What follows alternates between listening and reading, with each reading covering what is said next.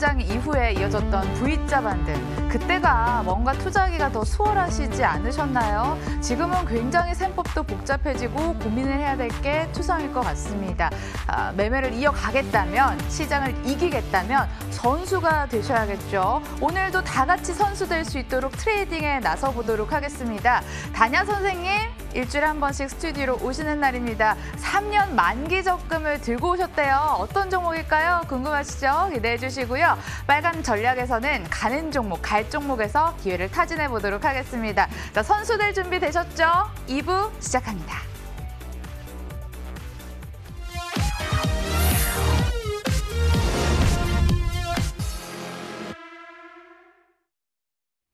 다냐쌤의 단칼 전략으로 2부의 문을 열어보도록 하겠습니다. 선생님 안녕하세요. 네, 안녕하세요. 지난주에 1년 적금 만기 종목을 주셨잖아요. 이거 적금 종목 아닌 것 같은데요? 이게 그 분위기를 타가지고 그런 거고요. 저도 이렇게 막 단기적으로 시세가 크게 움직이면 저도 불안하거든요. 거의 약간 비트코인 느낌이 나는데 네. 오늘은 또 3년 적금짜리 종목을 들고 오셨다고 합니다. 그 종목들이 어떤 건지 참 궁금해지는데 어떤 기준으로 선별하셨는지 또 이런 여러 가지 것들이 궁금해서 네. 한번 이야기 들어볼게요. 제가 이거를 주제로 가져온 건 딱 하나예요. 요즘 개인 투자자분들이 많이 얘기하시는 게 지수가 올라가도 걱정, 내려가도 걱정할 거 주식 투자 왜 하는지 모르겠어요. 지금 이제 그 개인 투자자들 분들 보면 꼭 2명의 아들을 데리고 있는 것 같아요. 하나들은 남학신 장사하시는 분, 하나는 집신 장사하시는 분. 비가 오면 남학신은 잘 팔리는데 집신 걱정하고, 또 날이 좋으면 남학신 파는 아들 걱정하고, 그렇게 되면 지수가 올라가든 내려가든 마음 편하게 할 수 있는 쪽에서 우리가 접근하자, 이런 말씀을 드린 거고요. 오늘 말씀드린 건 3년 만기 적금이라는 거는 긴 호흡으로 봤을 때 하루하루 시세 흐름 연연하지 않고 결국에 지나갔을 때 계좌가 불어있다라는 거거든요. 그러면 제가 오늘 주제 3년 만기 적금 주식이라는 걸로 갔을 때 3년 동안, 길게 보면 3년이거든요. 3년 동안 한번 사서 보유했을 때 100% 수익 만족하신다면 그런 분들 한번 도전해 볼 만하다. 그리고 1,000만 원을 투자한다면 한 3종목, 100만 원씩 3종목에 대해서는 한번 적금 주식으로 가보자. 이런 맥락으로 이제 말씀드린 거예요. 그러면 3년 만기 적금 주식이란 어떤 거자라는 그 개념부터 한번 정립해보면 누가 뭐라고 하더라도 주식시장에서 가장 큰 호재는 낙폭 과대하고요. 실적 호전입니다. 그러면 낙폭 과대 맥락이거든요. 그냥 단순하게 낙폭 과대 있는 기업을 선정하는 게 아니라 자산 가치 대비 저평가됐든가 아니면 동종업계 대비 저평가됐든지 이런 종목들을 한번 우리가 선별해 보자라는 거예요. 그러면 이제 저평가 기업이 뭔지를 한번 보면 산업이 속한 것들이 성장성이 없어요. 최근 들어서 지금 본다면 섬유화학 업종이죠. 섬유 업종이든가 목재 제지 업종이라든가 아니면 석유화학 유가 부분 때문에 이런 쪽들이 이제 성장성이 없잖아요. 하지만 저성장인데도 불구하고 꾸준하게 이익을 창출하는 회사들이 있습니다. 이런 것들은 결국에 시간이 갔을 때 본질 가치를 찾아간다라는 거거든요. 여기에 해당되는 게 이제 석유화학, 자동차 부품주들 지금 굉장히 많고요. 그다음에 섬유 업종이라든가 기계 설비 업종, 유통에서는 물류 창고라든가 이런 기계 설비가 있기 때문에 이런 쪽들이 이제 저평가 나왔다라는 거예요. 그러면 제가 보는 관점에서 저평가 기준은 뭐냐라고 하면 동종업계 대비 평균 주가 수익 비율 대비 낮은 경우가 일단 저평가라고 볼 수 있고, 두 번째는 주당 순자산 비율 PBR이라고 합니다. 0.5 이하 부분이 일단 통상적으로는 저평가됐다고 하고 0.3 PBR이 0.3 미만이라는 거는 초저평가라는 거예요. 0.3 미만인데 얘들이 영업이익을 꾸준히 낸다? 그러면 이거는 결국에 가지고 있으면은 지금은 이게 흙밭에 굴러서 진주인지 모르겠지만 때가 되면 진주로서의 가치를 보여준다라는 거예요. PBR이 0.3 미만이면 초저평가 기업에 적자를 내는 게 아니라 이익을 꾸준히 낸다면 이런 것들은 여러분들 적금 주식으로 갈 수 있다. 저는 이 말씀을 드리고 싶고요. 자, 그러면 그 저평가 기업을 아무 때나 투자하냐? 아무 때나 투자하면 속만 썩어요. 진짜 소외된 종목을 네. 잡기 쉬울 것 같아요. 그렇죠. 맞습니다. 네. 이런 것들을 보면 장기 관점에서 보지만 결국에 단 하루라도 기간을 단축시키는 게 우리 역할이거든요. 그러면 이처럼 저평가된 기업들을 투자할 수 있는 포인트가 있습니다. 이건 뭐냐면 지금까지는 업황이 부진해서 실적, 외형 성장이 축소되고 있고 이익률도 감소했는데 최근 들어서 그 기업이 속한 업황이 호전되고 있고 시장의 주도 섹터로 부각될 수 있는 것들. 최근 들어서는 이제 소재, 부품, 장비 쪽이죠. 디스플레이라든가 반도체 장비 쪽들이 반도체 업황이 안 좋다고 했다가 전방 산업의 설비 투자 부분 때문에 이것들이 이제 부각받고 있는 거고요.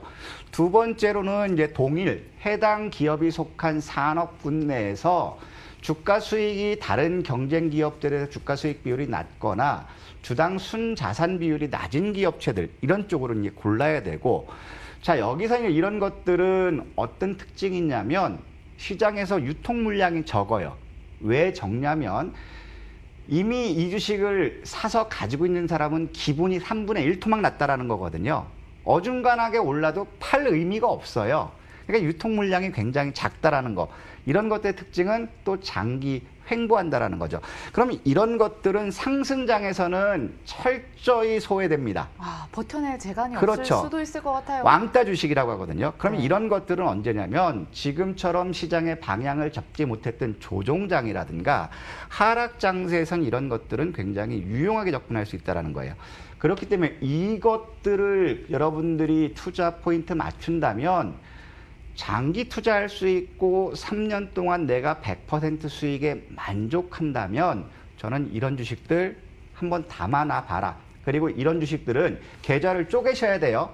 트레이딩하는 계좌에 있으면 지겹거든요. 아, 제가 해봐서 압니다. 한 네. 계좌에 이렇게 좀 지지부진한 종목이랑 빠르게 돌아가는 종목 같이 넣어두고 있으면 이렇게 속도 없는 종목을 자꾸 매도를 하고 그렇죠. 싶어진단 말이죠. 네. 근데 그거를 방지하고 계좌를 분리하자라는 그렇죠. 말씀이신가요? 네, 그게 이제 제일 중요한 네. 거죠. 그 다음에 여기서 이제 봐야 될 건 뭐냐면 여러분들이 그러면 주가 수익 비율은 뭐냐? 자, 이거는 이제 그 네이버 검색하면 공식이 잘 나와 있으니까 제가 간단히 할게요. 자, 지금 얘들은 그 현재 주가가 얘들이 1년 동안 벌어들인 주당 순이익하고 비교하는 거예요. 주당 순이익을 현재 주가로 나누면 이게 주가 수익 비율 퍼라는 개념이 나오고 퍼가 업종 평균 퍼보다 높다? 이거는 고평가 영역. 그 다음에 업종 평균보다 낮다라면 저평가예요. 그러면 주당 순이익은 뭐냐? 자, 얘 같은 경우는 1년 동안 장사를 잘해가지고 단기 순이익을 확정 짓거든요. 그럼 발행 주식수로 나눈 게 주당 순이익이라는 겁니다. 그럼 여기서 여러분들 비교해 봤을 때 회사 두 개가 있어요. A라는 회사는 현재 주가는 10,000원인데 주당 순이익이 한 주당 1,000원씩 벌었을 때 퍼는 10이 나와요. 근데 B라는 회사는 같은 동종업계인데 주가는 10,000원인데 주당 순이익이 2,000원이에요. 그러면 주가 수익 비율은 5로 뚝 떨어지죠. 그러면 A와 B 주가는 같은데 주당 벌어들이는 게 얘가 큰데 주가가 같다? 그러면 A라는 회사가 주가가 올라갈 가능성이 높을까요? 아니면 B라는 회사가 올라갈 가능성이 클까요? B요. 그렇죠. 동종업계라 하더라도 주가 수익 비율, 즉 퍼가 낮은 것들이 저평가 인식이 될 수 있다는 겁니다. 네.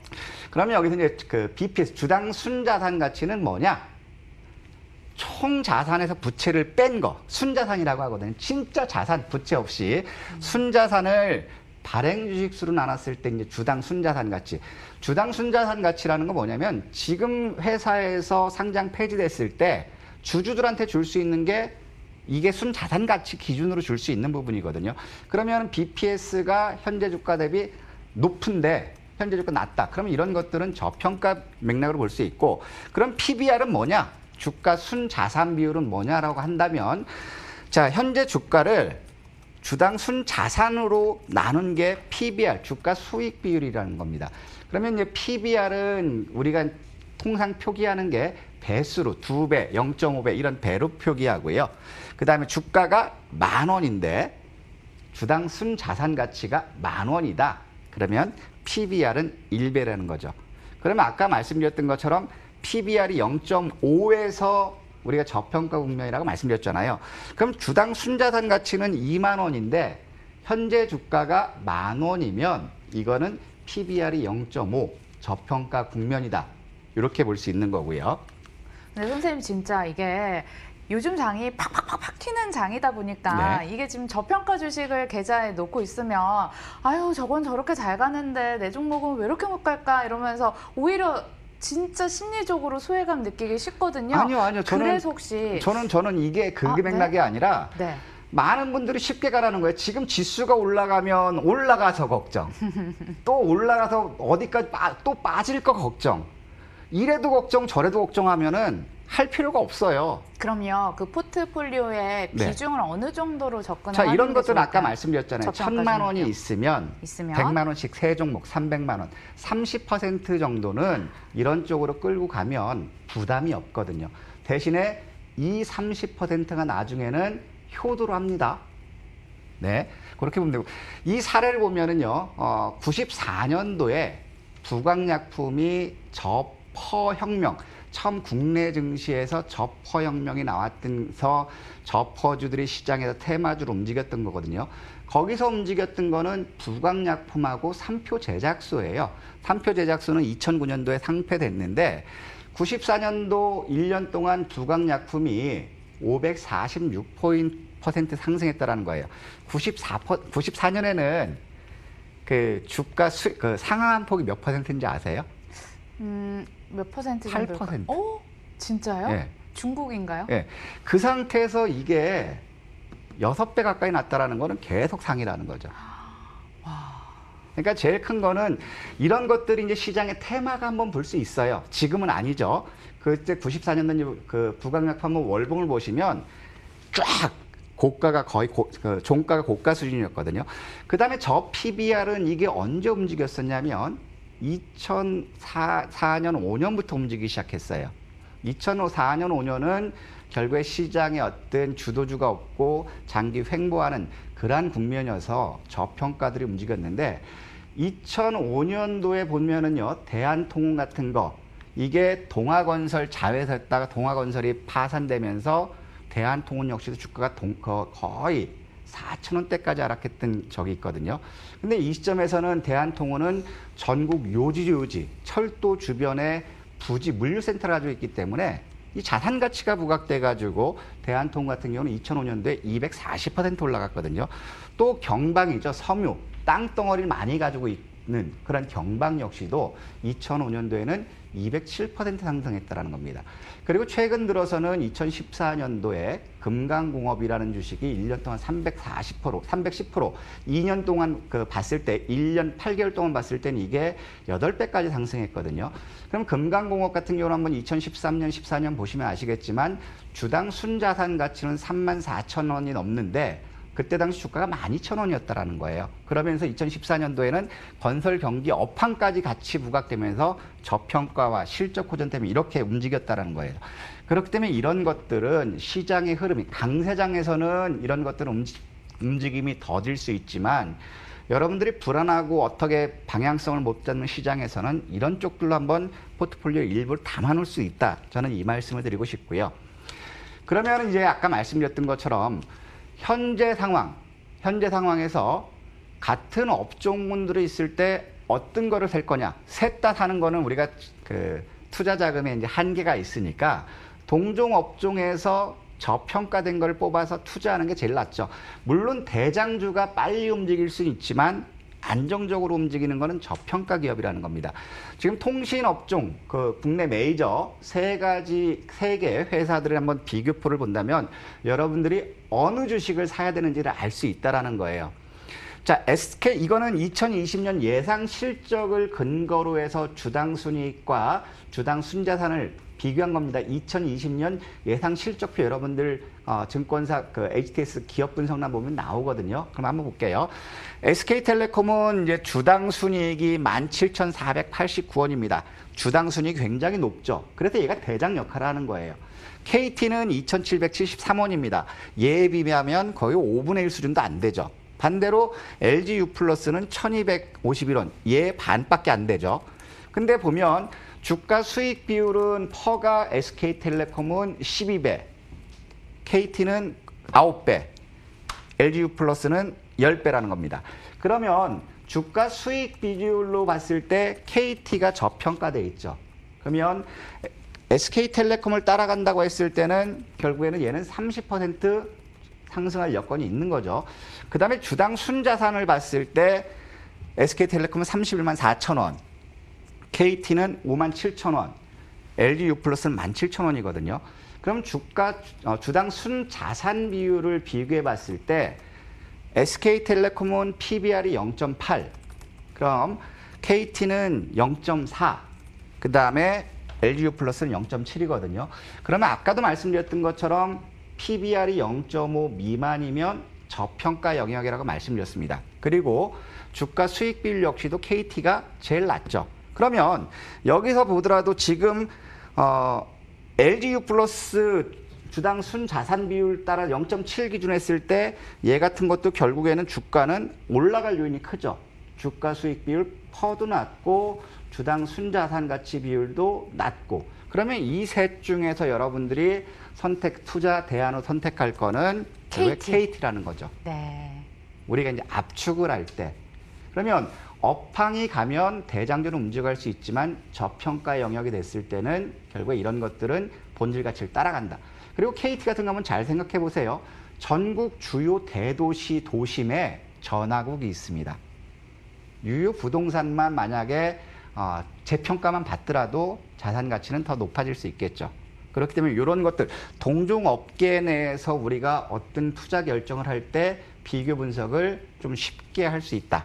이 말씀 드리고 싶습니다. 네, KT 저평가 종목까지 대표주 중에서 이렇게 비교해서 알려주셨고요. 자, 그렇다면 2020년에 주목을 해서 2021, 22, 23년에 우리 네. 한번 수익을 바라볼 만한 적금 주식 뭘로 들고 오셨을까요? 일단 똑같습니다. 저퍼주, 네, 저 PBR, PBR. 네. 거래소, 코스닥. 이렇게 한번 요약해 봤는데 한번 볼까요? 2020년 기준으로 해서 낮은 주가 수익 비율 보면은요, KG케미칼은 주가 수익 비율이 1.76배예요. 1.76배. 이건 초저평가라는 거거든요. 그럼 한번 이걸 한번 볼까요? 어떤 걸 보냐면 KG케미칼 한번 보면은 여러분들 이게 이제 보시면 굉장히 재미있으실 거예요. 자, KG케미칼은 지금까지는 비료 회사였었는데요. 지금 얘 같은 경우는 사업 다각화를 굉장히 잘했죠. 지금 보면은 경쟁업체가 S트래픽, 미넨지 IT 업종으로 같이 되고 있는데, 자, 지금 보면 KG케미칼 같은 경우는 보시면 주가 수익 비율은 1.76이에요. 네. 요거는 적자 내기 때문에 안 나오죠. 또 요거는 10.9배예요. 그다음에 요것도 적자 내기 안 나오죠. 이익을 나는데 주가 수익 비율이 1.76이라는 거는 동종업계에서 제일 저평가됐다라는 거죠.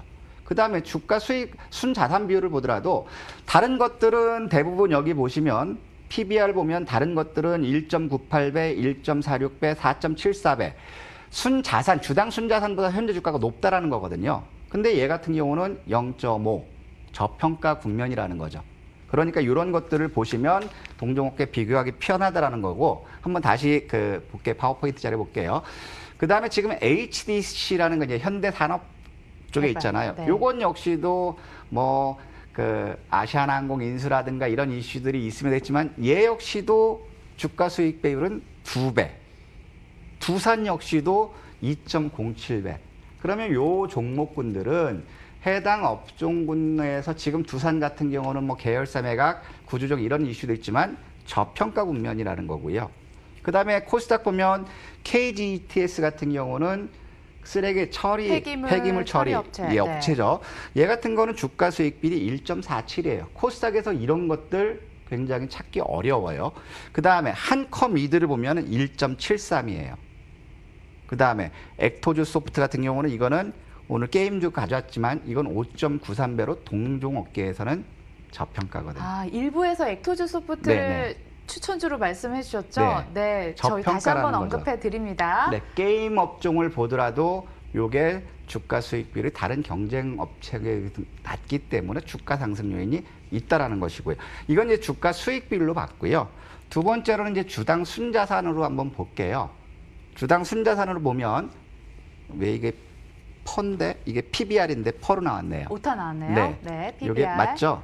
맞습니다. 자, 이게 맞습니다. PER 주가 수익 비율이 아니라 PBR. 주당 순자산 비율 PBR입니다. 자, 코스피 같은 거 보면은 한화생명은 0.1이에요. 그럼 지금 주당 순자산 가치가 10,000원이면 현재 주가는 1,000원이라는 거고요. 한화생명 같은 경우는 63빌딩 자산 가치보다 시가총액이 작다라는 의미죠. 업황이 안 돼서 그래. 지금 보험업종, 생보업종들 저금리에서 이제 실적이 부진할 것이다라는 것 때문에 업황 부진 때문에 주가 빠지는데 순자산만 비율을 하면은 10분의 1이죠. 이거는 초저평가죠. 그러면 아까 말씀드렸죠. 이런 거 가지고 3년 있어 보세요. PBR이 0.3 가면 3배 갑니다. 3배. 그쵸? 그러면 결국에 이런 것들은 저평가. 그다음에 현대제철. 제철 같은 경우도 마찬가지로 장치산업이잖아요. 업황 부진이잖아요. 근데 0.17이라는 거죠. 이것도 업황 개선되고 하면 이거는 탄력이 클 수 있고 또 지금 제일 많은 분들이 속색이는 아들로 생각하는 한국전력. 한국전력. 안 네. 그래도 유튜브 채팅창에 네. 뭐 저 PBR, PR이 뭐 무조건 투자할 만한 게 아닌 것도 있죠라고 하시면서 그렇죠. 한국전력 네 저평가 맞습니다. 매력 있는데 주가가 완전 빌빌대고 있다고. 지금 한국전력은 지금 정부에서는 못 가죠. 아 네. 하지만 제일 중요한 거는 본질같이 찾아간다라는 거죠. 그다음에 코스닥에서 보면은 휴맥스는 저평가예요. 적자, 본업에서 이제 적자를 내고 있지만 주당 순자산 기율을 본다면 0.19. 그다음에 자동차 부품이죠. 성화이텍 0.20. 업황이 부진하니까 얘들은 주가가 싼 거죠. 하지만 여기서 이익을 꾸준히 낸다면 이런 것도 역시 저평가 인식 부각받을 수 있다는 것이고요. 태웅 역시 마찬가지입니다. 전방산업이 이제 조선기자재 쪽이잖아요. 조선기자재 쪽 업황이 개선됐을 때는 이런 것 역시도 실적 개선과 함께 시장에 부각받을 수 있다. 그렇기 때문에 지금 이런 것들은 업황과 함께 업황 부진으로 주가가 굉장히 낮은 상태지만 결국엔 업황이 개선되는 그런 모습을 봤을 때는 저평가 맥락이 시장에서 강한 이슈가 될 수 있다. 이런 거 단타 치려고 하시면 안 됩니다. 아까 3년? 말씀드렸죠? 네. 3년 만기 적금 들었다 생각하시고 자산의 30%는 한번 더 보세요. 그다음에 같은 계좌 넣지 마세요. 안 봐도 되는 거니까 다른 계좌 넣으시면 제가 지금 여러분들한테 말씀드린 게 과연 허구일지 아니면 한낱 희망사항을 전달하는 건지 아니면 실제적으로 이게 내 계좌에서 수익이 실현될 건지 한번 테스트해 보시기 바랍니다. 네, 3년 후에 다냐 선생님 모시고 특집 방송 하고 싶네요. 3년 적금 만기 주식 저희 알려드렸고요. 매주 수요일은 이렇게 스튜디오를 모시고 이야기 나누고 있고 매일같이는 저희 주포따를 통해서 함께하고 있습니다. 고정해서 시청해주세요. 다냐 선생님 고맙습니다. 네, 감사합니다.